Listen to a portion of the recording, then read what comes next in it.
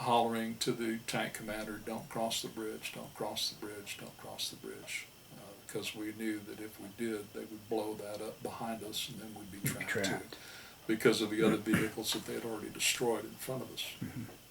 So we crossed the bridge. And as I was jumping off the tank, it took a recoilless rifle round on the opposite side that I was on, and propelled me over the ditch. Picked up a little small piece of shrapnel in my back. The man on my right was dead. The man on my left was severely wounded. I put a field dressing on his arm, and we were pinned down pretty effectively for the better part of 4 hours. When it was all cleared, we had relief from I believe it was the 4th Marines. They came from offshore. They were on ship. They were helicoptered in, and they helped us. And there was a pilot who I've tried to find for a long time. He had enough arms to make one pass, enough fuel. What the pilots would do after they'd make their bombing raids to the north, they would try to save back some ordnance just in the event that they needed to help ground troops. And this one pilot, they got a hold of him. He came in and made one run down the highway. Most beautiful thing you want to see in that situation. I saw the glint off the bottom of his left wing as he tipped his right wing to drop ordnance on the 3 hills that were overlooking us. We were in the ditch, and they were on the high ground. But that strike, and then the Marines coming in, we were able to get out. And in Cam Low, we got off the tanks that drove us out of the ambush. Cam Low was a little Marine Corps outpost just down the road. We were standing under a street light, and I was with the officer. He was still, he made it, and I made it. And I counted, he said, "Is this all of our people?" He looked up to one of the tankers, and the tanker said, that's all your people. So at that time I looked around and I counted 7. There were 7 of us total. Wow. So we got out of that. Yeah. I remember you relayed a story to me earlier about the guy that you had put dressing on. He was in charge of the tank or something, and yeah, he was driving the tank. The internet, I've did a little research on that particular day, and it's really given me, my part of that was pinned down in high grass for an afternoon, being shot at and afraid. But when I did the research and looked around, there was a lot going on that day that I'm really thankful that other Marines were there, and I know it's kind of a worn out phrase, but valiantly fought to keep the enemy from getting to us. They were holding them off. I didn't know that at the time, but they had held up. One account is that some of the Ontos drivers actually had burns on their hands from handling the hot casings to keep the fire going. But I did locate and talk by telephone to the man that was driving the tank that crossed the bridge. And when I told him I had been shot off the tank on the right-hand side, he said, "Me too." And I said, "I remember putting a field dressing on a man's arm." And he said, "It was my hand." He said, "That was me." This was my phone 40-something years after January the 24th, 1968. So we shared a few of our memories from that very unique experience, and I haven't talked to him since. But I found out this. To me, it was amusing. The nickname for that tank, and I have a picture of it now, the nickname for this man's tank was the "Why Me?" The "Why Me"? The "Why Me?" I actually have a photograph, and you can find it if you're interested. On the opposite side of the barrel that I was trying to get parallel with to keep from getting shot was "Why Me?" painted in white paint. And for some reason, after all these years, after such a horrible experience, I thought that was hysterical, that I'm trying to hide behind a barrel that says "Why Me?" And I've never considered myself a "Why Me" kind of a person. But At that moment, I thought it was hysterical that I'm hiding behind a barrel that says "Why Me?" So anyway, we got out of that, and we went on to have some more experiences. But those were 3 of the ones that I really distinctly remember. One, I'd like to tell this officer, when he was still new. We went on our first Operation Kentucky. I was 6'6". I had to carry a 10-foot antenna on the radio on my back, crossing a rice paddy in the DMZ. And as I've told people, I got shot at a lot, and I did. But the officer turned around, and he called me. His name for me was Whiznuts. My name is Whiznut, but for 8 months, he'd call me Whiznuts. Say, Whiznuts, you will camouflage when we get across this rice paddy. I said, sir, I'm 6'6". I've got a 10-foot antenna on my back, a few twigs in my helmet. They're still going to see me out here. And he said, you will camouflage. And I said, okay. So we got across the rice paddy, large tropical plants. And he's ahead of me on this trail. And as I'm walking past, I called it a banana leaf. The leaf was bigger than me. Mm-hmm. It was huge. Yes. I took my K-bar out, my knife, and I cut the stalk off this one leaf. Left about this much stalk. We had rubbers around our helmets that we would put cigarettes and can openers and whatever we wanted to store on our helmets underneath this band. So as we're still walking down the trail, I cut 2 eye holes in this leaf, and I stuck the stalk up underneath that rubber to where the only thing you could see if you looked at me was a big leaf with 2 eyes looking back at you. I pulled out my pistol in one hand, I pulled out my knife in the other, and as we walked I would jump from side to side of the trail as if there was an imaginary enemy. The truth is there probably was somewhere, but I was just clowning. The guys behind me were laughing so hard that this officer finally turned around, because in the DMZ no one laughed. It was a very eerie, spooky, scary place.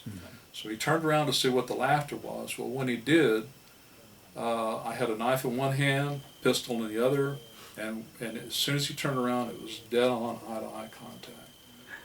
And he said, Whiznuts, and he's trying not to laugh. He's an officer, he's still trying to establish the officer enlisted man thing, but I could see physically his whole body was shaking. He wanted to laugh so hard looking at this 6'6" kid. And he said, Whiznuts, I thought I told you to camouflage. And I said, sir, I screamed at him because it was like a mask. I screamed back and I said, sir, you mean you can see me, sir? I am camouflaged. Well, he turned around without laughing. He turned back. I don't know what he did when he turned around, but he didn't laugh. He didn't laugh at all. He was a stern Marine Corps officer. And so I walked along this jungle trail with a banana leaf on my helmet for a while until I got tired of the game. Right. I took it off and then we went on. So. That's funny. That's a great story. Yeah, I've shared that story with a lot of people. And Yeah. I choose to share that one other than some of the others. But the other ones are there. You want to take a little break, Billy Ray? Sure. Get some water and stuff? Yeah. Let me make sure I cut off the right one. Yeah. No. So here we are back with Billy Ray, so you can continue. Okay, when I returned home from Vietnam, I got on the plane, and I believe it was El Toro is where I was flying back to Houston, Texas. And in Las Vegas it made a stop, and it picked up a bunch of party goers, the way I would describe them, from Vegas, and they were Filipino folks. And they were just hollering and screaming and having a great time. Well, I was, coming back from Vietnam from my experience there, really kind of in my own little world. I was in uniform. And as we got close to landing in Houston, this was before the days of the ramps. Now you had to walk off the plane and walk on the tarmac. I was looking out the window, and I started hearing sniffling. And at first, it was like it was trying to break into my little world, but it got more and more and more. So I finally broke out of my little fog, and I looked around. These Filipino partygoers that had been, hooping and hollering when they got on the plane, they were crying.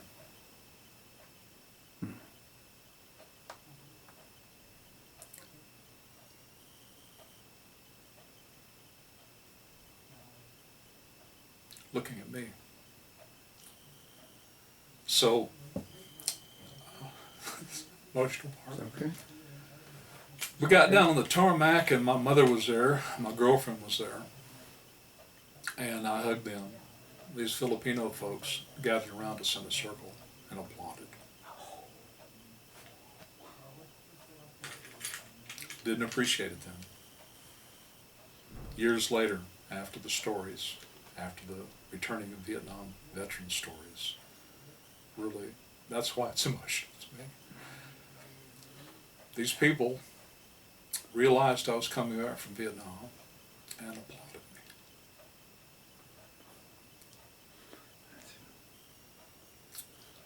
So my welcome home was unique, and thankful for it. Napkins. No, I'm You're okay. It's just Mm-hmm. It's very touching. that memory, it does choke me up. Oh yeah. And I appreciate those people. Never knew them, probably never know them. But still, the idea that they did that meant a lot. Awful Still lot. does. Oh yeah. Another incident, I was going to buy beer. I wasn't old enough to buy beer. I was old enough to potentially die and experience what I did in Vietnam, but I couldn't legally buy beer. And I was at a little convenience store in Houston, Texas. And You were in uniform? no, I wasn't. Oh, you were in uniform. Okay. The store owner said, I can't sell you any beer. You're not old enough. I said, you're here because I just came back from Vietnam. You're here. You can't sell me beer. Didn't get belligerent. I didn't raise my voice. It was just the incredulousness of it. That this doesn't make sense to me. Little old lady that was standing in line pushed herself between me and the counter. She said, I'd like to buy this case of beer. And so she did. So right there in front of the store owner, or I can't remember, again, a long time ago, this was 1969, she gave me the case of beer. I offered to pay her for it. No way. No. She wouldn't take it. So again, I think sometimes we don't appreciate, for various reasons, what happens in our lives and who happens in our lives and the way we're treated. Sometimes we don't fully appreciate that till later, but I have come to really understand and appreciate. There's been some really generous, decent people that made my experience a little bit different. It was still hard. They didn't recognize PTSD till I believe 1980. Well, by this time I had really had some problems. With alcohol, it wasn't a problem. I drank a lot of it. Because of my size and my own personal belief, if I didn't want to be perceived as a drunk, I would drink a lot of alcohol, but still be able to function. And I'm sure there's a term for that, or functioning alcoholic. But to me, since I could function and speak, and my benchmark for knowing I drank too much was when I started to slur my words. When I'd start to slur my words, it was like time for me to stop. And I did smoke marijuana. Got introduced to that in Vietnam. And got to one point in time in California to where I was afraid to move within an apartment. I was afraid to physically move from one spot to another. I was afraid to go outside. I had a lot of fear, but I didn't know what the fear was. Ended up at one time in the VA in Los Angeles. I had no identification. I had been just wandering from, I believe I started that journey from Houston, ended up in California. I had bare feet and they were bloody. No ID. And I happened to look up and I saw the Wilshire Boulevard, LA VA sign. So I went in to the admissions. Younger lady, I think she was a psychiatrist or a psychologist, somebody on staff. She said, well, Billy, it sounds to me like you just need a room. And that's exactly what I did. And she said, but I can't just give you a room. you have to tell me that you need some help. Well, there was something in that exchange and the way she looked at me, like she was coaching me. She had a little look in her eye, a little smile.